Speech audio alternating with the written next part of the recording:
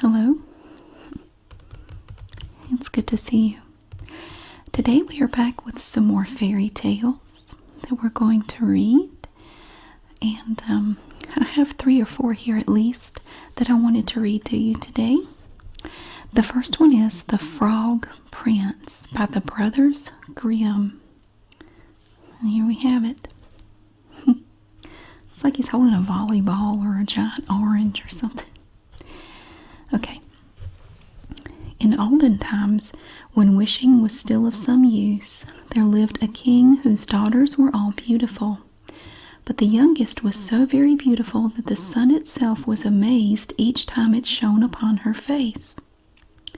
Close to the king's castle was a large, dark forest, where an old lime tree was spreading branches grew. Beneath the tree was a fountain. Whenever the day was hot, the king's child would run there to play, taking with her a golden ball. Over and over she threw it up and caught it, and this ball was her favorite toy.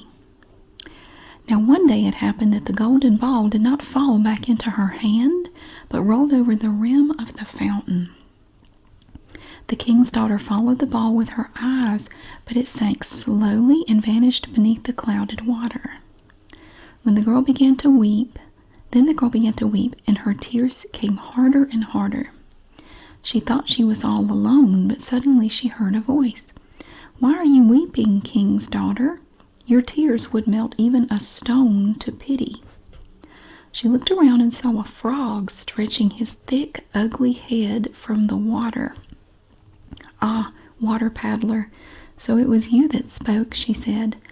"I am weeping for my golden ball, which has slipped away from me into the fountain." "Listen then, and do not weep," answered the frog. "I will fetch your plaything up again, but you must give me something in return." "What will you have, dear frog?" she said. "Perhaps my pearls and jewels? Or do you want my golden crown?" "I care nothing for wealth," answered the frog. "But if you will love me and let me be your companion, and sit at your table, and eat from your plate, and sleep in your little bed, if you will promise me all these things, then I will dive down into the water after your golden ball." "Yes, yes, I promise," she said. But she thought to herself, "What is the silly frog saying? Let him stay in the water with the other frogs. He can never be my companion." The frog had heard only the promise and not the thought. At once he plunged his head into the water, kicking hard with his legs. Down, down, down he swam, then came up again with the golden ball and threw it on the grass. With a cry of delight, the king's daughter took her beautiful plaything and ran off through the forest. "Stop, stop," cried the frog. "Take me with you. I cannot run as you can." But all his croaking was of no use, for the king's daughter never listened. The next evening, when she was sitting at the table with her father and all his courtiers, something came creeping, splish-splash, splish-splash, up the marble stairs. At the top it knocked upon the door and cried, "Let me in, youngest princess, let me in." So she rose to see who had called her. When she opened the door, there sat the frog. Her heart began to beat violently, and she slammed the door shut and returned to the table. The king saw that she was frightened and asked her if perhaps a giant had come to fetch her away. "Oh no," she answered, "it is no giant, but a horrid frog." Yet boys look so pitiful. That's how Evie looks at me when she wants a can of cat food. "And what does he want with you?" asked the king. "Ah, dear father, yesterday when I was playing near the fountain, my golden ball fell into the water. I cried so much that the frog carried it up again. But first, because he asked me, I promised he could be my companion. I never thought he would leave the fountain, but somehow he has jumped out, and now he wants to come in here." Then the king said, "What you have promised, you must fulfill. Go at once and let him in." So the girl went and opened the door. Then the frog hopped in and followed her step by step to her chair. "Lift me up," he croaked. "I am not so large as you are." She delayed and delayed until the king commanded her to do it. Once the frog was on the chair, he wanted to be on the table, and once he was on the table, he wanted to eat from her golden plate. "Push it close to me," he said, "so that we might share the food between us." Look at her. She's holding it by a foot and flinging it. Oh, he's so sad. That's hilarious. Not that I advocate throwing frogs, but that picture is funny.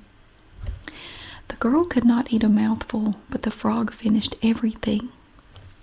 At last he said, "I am tired now. Carry me to your room, and then we will sleep in your silken bed." She began to cry, for she was frightened of the cold, ugly creature who was now to share her bed. But the king was angry and said, "He who helped you when you were in trouble must not now be despised." So the girl took the frog up with 2 fingers and put him in a corner of her room. But as she lay in her bed, he crept up to it. "Put me on the pillow beside you, or I will tell your father," said he. No longer could she bear it. Catching hold of the frog, she threw him with all her might against the wall.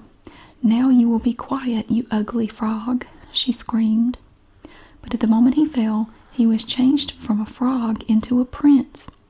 He told her he had been under the spell of an evil witch, and that only a king's youngest daughter had the power to rescue him from the fountain. And here he is right here. He still kind of looks like a frog. Her father had said he must be her companion. Now that he was a prince, she wanted to marry him, and he could hardly refuse. But see, he can hold that against her for the rest of their lives. "You threw me up against the wall." They were soon betrothed, and the next morning, when the sun rose, a carriage drawn by 8 white horses came up to the palace. Behind it stood faithful Henry, the servant of the prince. When his master was changed into a frog, faithful Henry had grieved so hard that he had bound 3 iron bands around his heart for fear that it would break. But now the prince was saved, and they were to return to his own kingdom. Oh, maybe that's the prince. He looks like a jerk. Look at his little jerky face. He looks like Trip that has the motorcycle. Faithful Henry helped the bride and the bridegroom into the carriage and sat down on the seat behind. They had not gone far when the prince heard a crack as if something had broken. "Henry, the carriage is breaking," said he. "No, master, it is not the carriage, but a band around my heart that was put there to keep it from breaking when you were bewitched." I guess that's the queen right there, or the princess. Twice again along the journey there was the same cracking sound, and each time the prince thought some part of the carriage had given way. But it was only the breaking of the last bonds around faithful Henry's heart. Now that the prince was set free, his servant had no more need of them. What I don't get, though, she threw him up against a wall, and he still wanted to marry her. Are we just going to forget that she did that? Like, oh, never mind, you're hot now, so I don't hate you anymore. No, the end. I'm sorry. I need to quit giving commentary. The name of this story is The Valiant Little Tailor by the Brothers Grimm. Look at the flies. Ooh, it's like a little pie. One fine summer morning, a little tailor was sewing at his window. The streets were quiet, and then from far away he heard a farmer's wife call out, "Jam for sale, sweet jam for sale." It sounded good to the tailor, so he leaned out the window and said, "Come here, old woman. This is the place where you will sell your wares." She walked up the 3 steps to the tailor's shop with her heavy basket and showed him what she had. "Ah, delicious," the tailor said. "I will take 4 ounces. And if it is 1/4 of a pound, that makes no difference to me." The woman, who had hoped for a much better sale, gave him what he asked for, but went away grumbling. The tailor never noticed. He took some bread from his cupboard, cut a large piece, and spread the jam over it. "This is just what I need," said he. "It will give me strength for my work. Oh, but before I eat, I must finish this jacket." So he put the bread on a chair nearby and sewed away, making larger and larger stitches because he was so excited. In the meantime, the sweet smell of jam rose up toward the ceiling and attracted a number of flies. "What's this? Who asked you to have a taste?" cried the tailor, waving the uninvited guests away. But it was no use. The flies did not understand his words, and they returned and kept returning. At last the tailor became angry. He took a piece of cloth and slapped it at the flies, crying, "Now you'll see what I have for you." When he was done, he counted no fewer than 7 of them lying dead. The tailor was amazed at his own skill and bravery. In great haste, he cut out a belt and stitched the words "7 at one blow" upon it. "The whole town must hear of this," he exclaimed. "What? Not just the town? The whole world will know?" "The whole world will know." Then the little tailor buckled the belt around his waist and prepared to go out into the world. In the cupboard he found some old cheese, which he stuck in his pocket, and as he was walking through the door, he saw a bird caught in a thicket. This too went into his pocket with the cheese. Now the tailor was ready, and he set out on his journey, filled with excitement and curiosity. The road led up a high mountain. When he reached the top, he saw an enormous giant sitting peacefully. The little tailor did not hesitate, but went straight up to him and said, "Good morning, my friend. You have a fine view. As for me, I am traveling the world in search of adventure. Would you like to come?" The giant looked at the little tailor with contempt. "You miserable runt. Why, I could crush you with my big toe." "Stop," cried the tailor. "Not so fast. I know I am not large, however." He unbuttoned his coat and pointed to the words on his belt. "If you can read, that will show you what kind of man I am." The giant read, "7 at one blow," and, thinking it must be 7 men that the tailor had killed, began to feel more respect for him. Perhaps the little fellow was worthy of a challenge.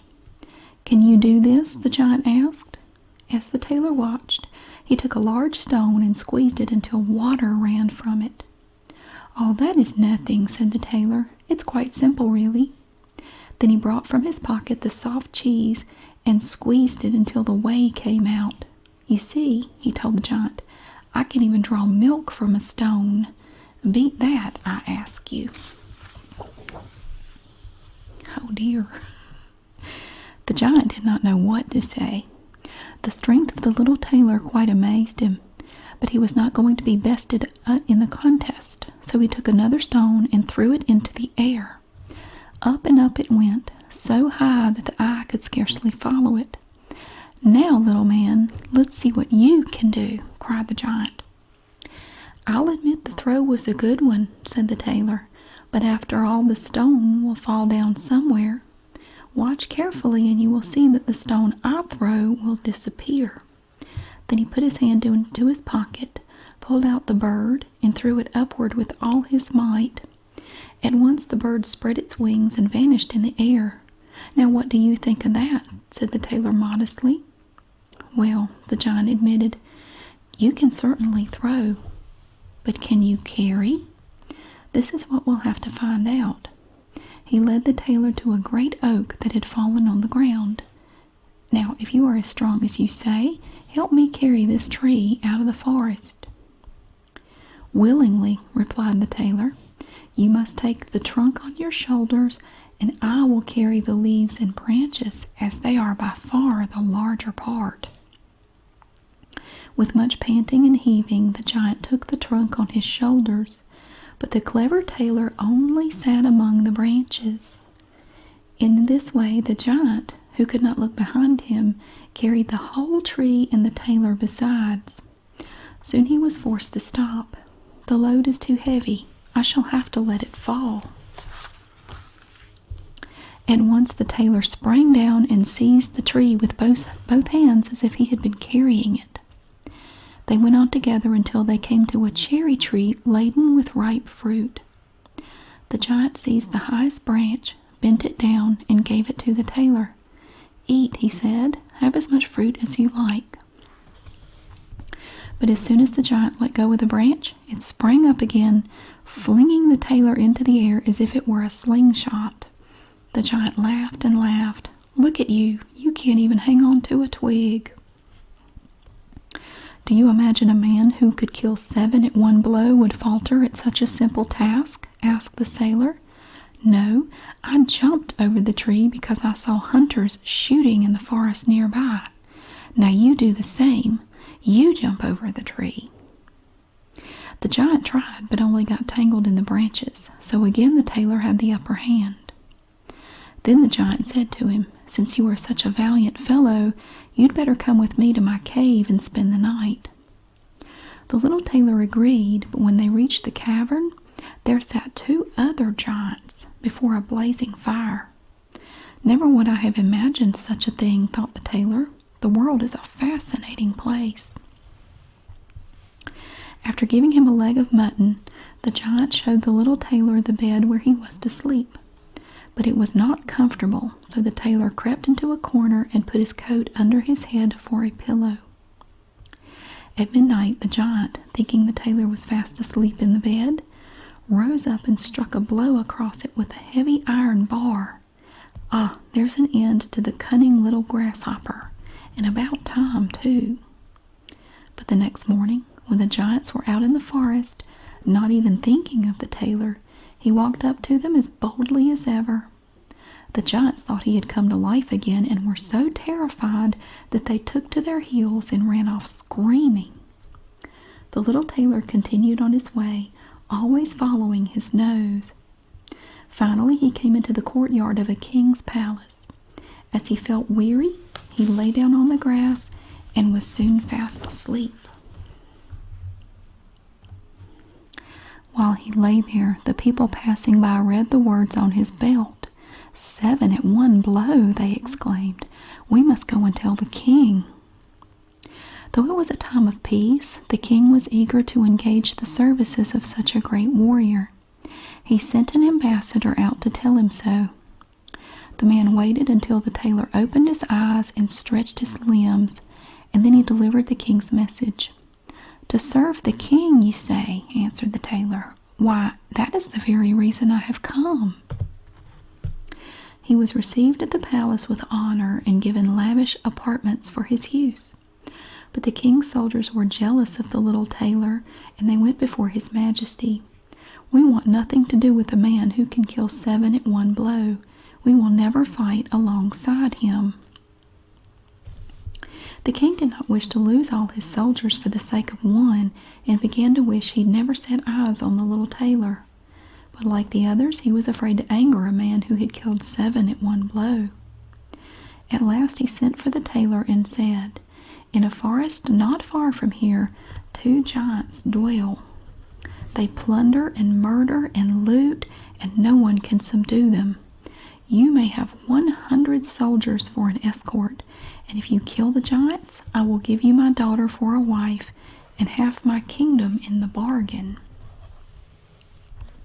"This is a prize worth trying for," thought the little tailor. "It does not come every day to a man like me." So he said to the king, "Yes, sire, I will destroy the giants, but I do not need your 100 soldiers. I, who have killed 7 at one blow, am not likely to be afraid of 2. The tailor set out with the soldiers following, but when they reached the boundary of the forest, he told them to wait, as he would rather go alone to attack the giants. He walked among the trees, and soon he saw them, fast asleep and snoring. The little tailor gathered a pocketful of stones and climbed the hemlock under which they slept. It's up there. Taking careful aim, he dropped one stone after another onto the chest of the larger giant. The giant awoke with a roar and pushed his companion roughly. "What do you mean, pelting me with stones?" he yelled. "You are dreaming," said the other. "I never touched you." They argued about it for a time and fell back to sleep. Now the tailor was ready again. He took the heaviest stone in his pocket and dropped it right on the chest of the smaller giant. At once the giant woke up and cried in rage, "Now it's you who are pelting me." "I never did," said the larger giant. "What? Are you saying I'm a liar?" roared the other. Then he sprang up in a fury and knocked his companion against the hemlock until its branches nearly shattered. The other returned his blows, and soon the two giants were locked in combat. So violently did they fight that they uprooted the trees all around them, and the earth shook under their feet. Finally, they both lay dead. Ooh, a unicorn. Down jumped the little tailor and walked out of the forest unharmed. "It is over," he said to the king's soldiers. "The giants struggled against me and rooted up the very trees for weapons, but all this was useless against a man who has killed 7 at one blow." The tailor then returned to the palace and went before the king to claim the princess and half the kingdom. But the king was not willing to keep his promise. "There is one more thing you must do for me," he told the tailor. "In my forests a fierce unicorn lives. Long has he terrorized the countryside, and many are those he has killed. Now you must catch him and bring him to me." "One unicorn will be nothing after 2 giants," the tailor answered. He went into the forests, again asking those who had accompanied him to remain behind. Carrying only a rope and an axe, he approached the unicorn. The animal pawed the ground and prepared to strike, but the little tailor jumped quickly behind a tree. "Softly, softly," he cried. "There is no need for haste." At this the unicorn charged, ramming his horn so hard into the tree trunk that it stuck fast. Now I have got my bird," said the tailor. He put the rope around the unicorn's neck, cut the horn out of the tree with his axe, and led the animal back to the king. But even now the king was not willing to grant the prize. "Before you marry my daughter," he told the tailor, "you must catch a wild boar that is tearing up all my meadow land." Once again the soldiers were sent with him, and once again the little tailor refused their help and bade them wait at the boundary. As soon as the wild boar caught sight of the tailor, he flew at the tailor with his tusks gleaming. But the tailor was too quick. He sprang into a little chapel that stood nearby, and then jumped out through a window. The boar only saw him entered, and so followed him in and raced about in circles. Then the tailor bolted the door, trapped the animal easily, and presented him to the king. Whether he liked it or not, the king was at last obliged to keep his promise.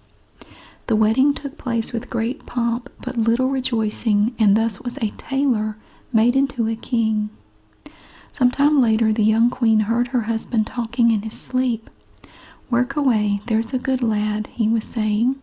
"Finish that coat and sew the seams of the trousers, or I shall box your ears." The next morning she told her father that he had married her to a tailor and not a hero. She wept and moaned and begged him to help her get rid of her husband. "Listen closely," said the king. "Tonight you must leave your bedroom door unlocked, and my servants will stand outside. When the tailor has fallen asleep, they will tie him up and carry him on board a ship that is soon to set sail." But one of the servants close to the little tailor told him of the plot. When night came and the queen was lying beside him, he tossed and turned and pretended to cry out in his sleep. "Be quick, lad. Finish the coat and sew the seams of the trousers, or I shall box your ears. I have killed 7 at one blow. I have destroyed 2 giants. I have hunted a unicorn and taken a wild boar captive. Shall I be afraid of those who stand waiting outside my bedroom door?" When the servants heard this, they were terrified and fled as if all those whom the tailor had killed were after them. From that time, no one in the kingdom dared to plot against him, and so the little tailor remained a king for the rest of his days. The end. Well, he's smart, but he's kind of a jerk. I mean, I give him credit, but he's kind of a jerk. The next story we have is Red Riding Hood from the Brothers Grimm. There she is. Long ago, there lived a little girl who was loved by all who knew her, but she was especially dear to her grandmother. The woman would do anything to make the child happy, and once she gave her a soft red velvet cloak.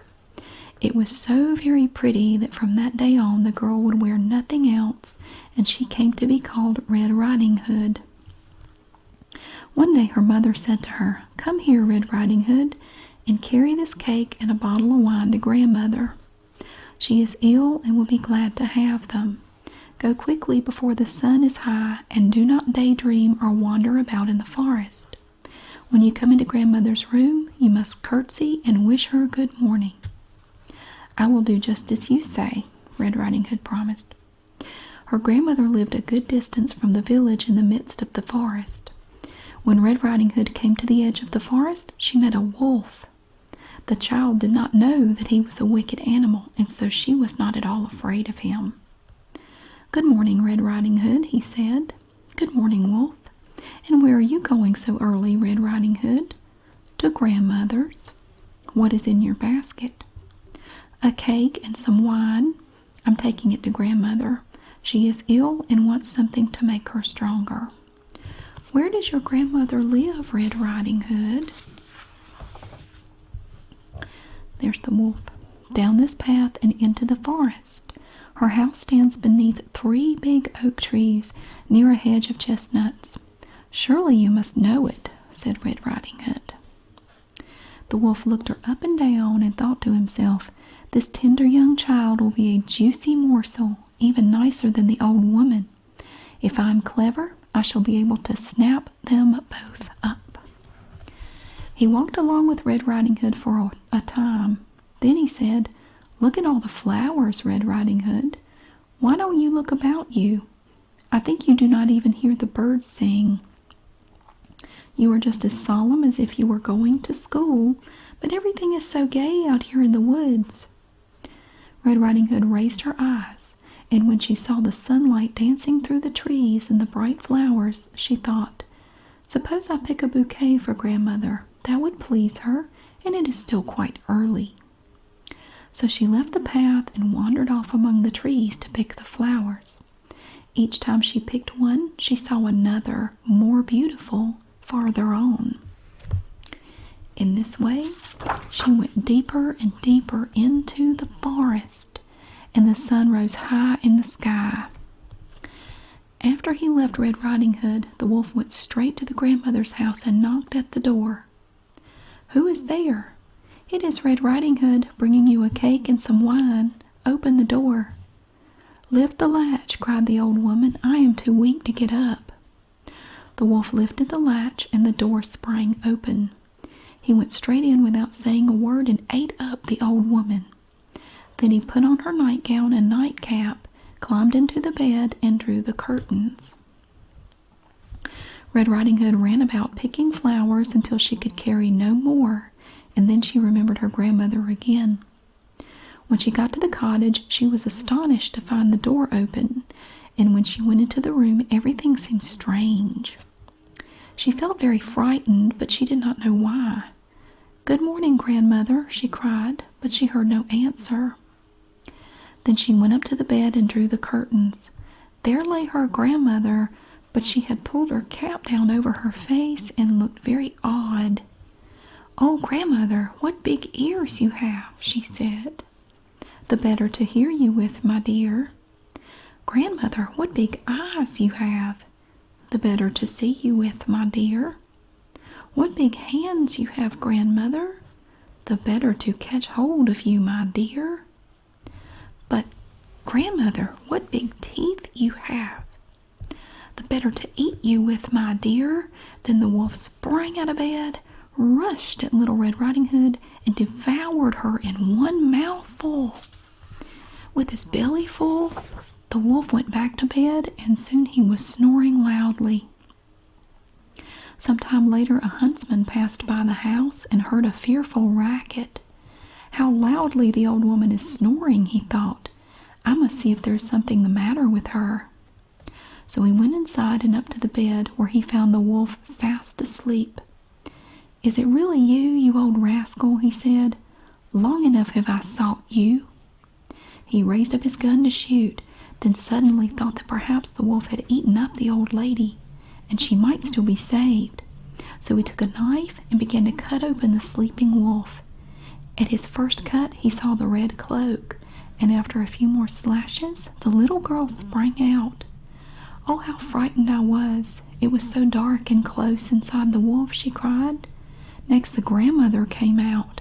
She was still alive, but hardly able to breathe. The huntsman told Red Riding Hood to bring some big stones. Then they filled the wolf's belly with them and sewed him up. When the wolf awoke and tried to run away, the stones dragged him back, and he fell down dead at last. They were all joyful now. The huntsman skinned the wolf and took away the skin. The grandmother ate the cake and drank the wine Red Riding Hood had brought, and soon was stronger. And as for Red Riding Hood, she knew now that she must listen to her mother and never wander off in the forest again. The end. And one last story for today, we have The Real Princess, also known as The Princess and the Pea, from Hans Christian Andersen. There we have the princess there. There was once a prince, and he wanted a princess, but she had to be a real princess. He traveled through the world to find one, but always something seemed to be wrong. Though many he met claimed to be real princesses, he could never be sure that this was true. At last he returned home, and he was very sad because he wanted a real princess so badly. One evening a terrible storm came up. Lightning flashed in the sky and rain tore at the castle walls. It was a dark and fearful night. Then in the midst of the storm a knock came at the city gates. The old king himself went to open them. A princess stood outside, but the storm had left her in a terrible state. Water streamed from her hair and her clothes. It ran in at the toes of her shoes and out the heels, but still she said she was a real princess. Well, we shall soon discover if that is true, thought the old queen, but she said nothing. She went into the bedroom, took all the bedclothes off, and laid a pea on the bottom boards of the bed. Then she took 20 mattresses and piled them on top of the pea, and then she put 20 feather beds on top of the mattresses. This is where the princess was to spend the night. In the morning, the queen, the king, and the prince came into the room and asked the princess how she had slept. "Oh, it was dreadful," said the princess. "I hardly closed my eyes the whole night. I don't know what it could have been, but I was lying on something so hard that my whole body is black and blue." You can see all the mattresses and then the feather stuff, the down mattresses. Then they saw at once that she must be a real princess, for she had felt the pea through 20 mattresses and 20 feather beds. Nobody but a real princess would have such delicate skin. So the prince took her for a wife, because now he knew he had at last found a real princess. And as for the pea, that was put into a museum, where it may still be seen if no one has taken it. Now, isn't this a real story? The end. Thank you so much for watching. I really hope you enjoyed these lovely little fairy tales today. I hope you have a wonderful day, and I'll see you again soon.